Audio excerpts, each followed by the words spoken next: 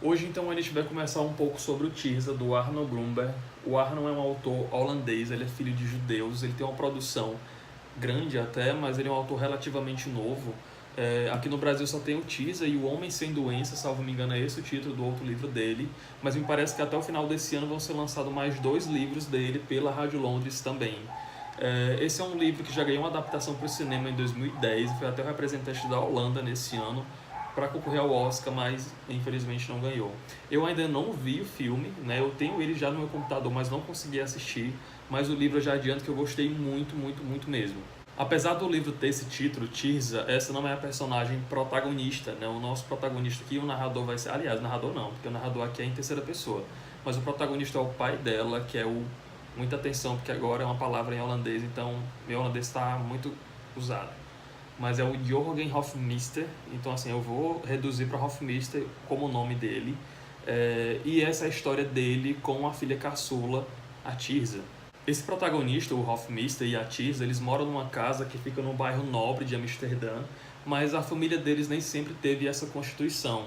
Tinha uma outra filha também que residia lá, que era a Ibe, a filha mais velha, mas ela abandonou a casa para poder morar na França junto com o namorado.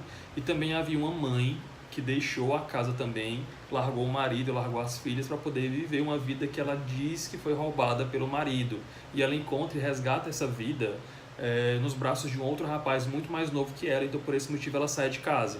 Logo no início a gente percebe que esse pai, o Hofmeister e a Tirza, eles têm uma relação bem próxima, bem íntima, e eles são muito autossuficientes. Apesar de eles terem perdido a mãe e a filha mais velha ali do convívio, a gente percebe que eles vivem muito bem só os dois.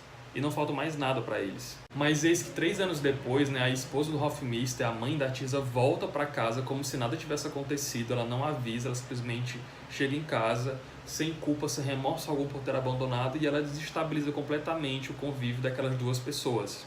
O Hofmeister, ele é bem complacente com aquela situação, ele praticamente não reage àquela mudança, àquela alteração no convívio do lar, e a revolta fica toda concentrada na figura da Tirza.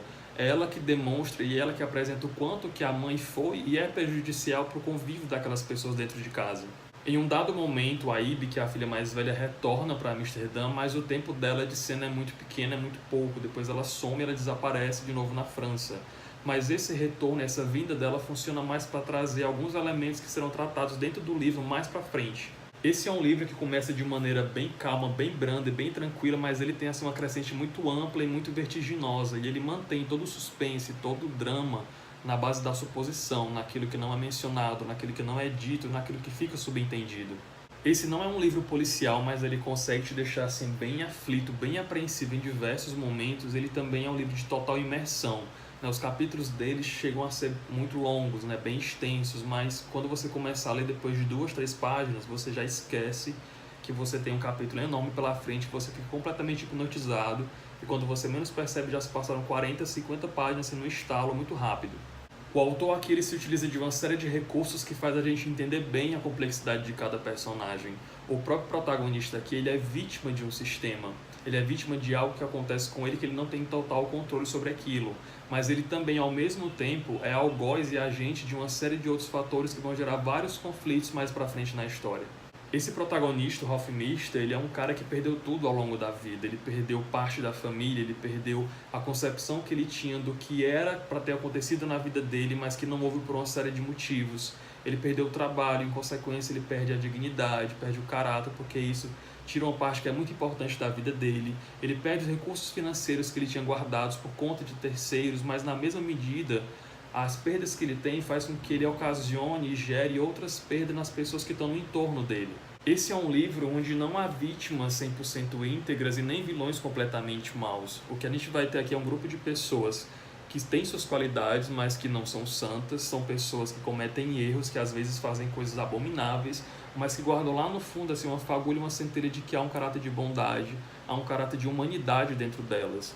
Então eu acho que a questão-chave desse livro seria essa linha tênue, essa delimitação do que seria repudiado socialmente em termos de conduta e aquilo que já seria caracterizado como crime dessa forma passiva de punição. Nesse livro há temáticas bem delicadas sendo trabalhadas, há tabus sendo discutidos aqui, mas o autor ele consegue manusear e dosar aquilo de uma maneira muito bem feita. Em um dado momento, por exemplo, vai ser apresentado pra gente aqui um caso de pedofilia, o que me remeteu imediatamente ao Lolita do Nabokov. Só que aqui aconteceu comigo algo curioso, que foi bem diferente de quando eu li Lolita. O livro do Nabokov é um livro que eu tenho sérios problemas, não só pela escrita, pelo ritmo, que para mim foi muito enfadonho, como o próprio protagonista, que é repugnante, né? O Humbert, ele faz coisas abomináveis, a maneira como ele descreve a Lolita, como ele fala que a Lolita reagia, como é que era a relação entre os dois, então tudo aquilo contribuiu para que eu tivesse uma dificuldade com aquela leitura, né? Tanto em termos de escrita como em termos de conteúdo também. Já que no Teaser aconteceu o oposto, aconteceu uma coisa diferente, porque apesar do Hoffmeister fazer coisas assim assustadoras, fazer coisas abomináveis, ele não foi um protagonista, um personagem que eu odiei, como eu repudiei, por exemplo, o Humbert do Nabokov. Né? Mas isso pode ser muito resquício do caráter de manipulação que o protagonista do Teaser tem. Né? Ele tem um poder de argumentação tão forte, ele tem uma inteligência tão grande, que ele consegue manipular e até convencer a gente de certas coisas. E não só convencer, como também fazer com que a gente compreendesse minimamente algumas coisas que ele fazia ou o porquê que ele fazia. Mas entenda, não é que aqui o autor vai fazer com que a gente aceite as coisas que são demonstradas e que são descritas no livro, né? Essas coisas abomináveis que acontecem. Não, não é isso. O diferencial é que a gente tem acesso à única e mísera fagulha de humanidade que existe nesse personagem, né? Então a gente percebe que existe um ser humano por trás daquilo, uma pessoa que já foi íntegra, que já foi digna em algum momento, mas que por algum motivo ele se perdeu. Então esse caráter de humanidade, ele está lá, mas ele está escondido por trás de um monte de coisa abominável que houve. Mas essa fagulha, ela pode ser muito maior do que a gente pensa. Enfim, essa é uma história muito bem contada e muito bem articulada que vai narrar pra gente sobre as falhas e os desvios de condutas de uma família e quais repercussões que isso tem na vida de cada um deles. Esse é um livro que assusta, que choca, que incomoda, que provoca, mas ele vai também te mostrar os dois lados da moeda. E ele vai tentar fazer com que você questione o inquestionável. Então fica aí a dica do Teaser, do Arno Grunberg. Se você gostou do vídeo, não esquece de dar uma avaliada. Me segue também nas redes sociais que estão lá embaixo no box da descrição. Faz algum comentário se você quiser. Obrigado por ter assistido e até mais.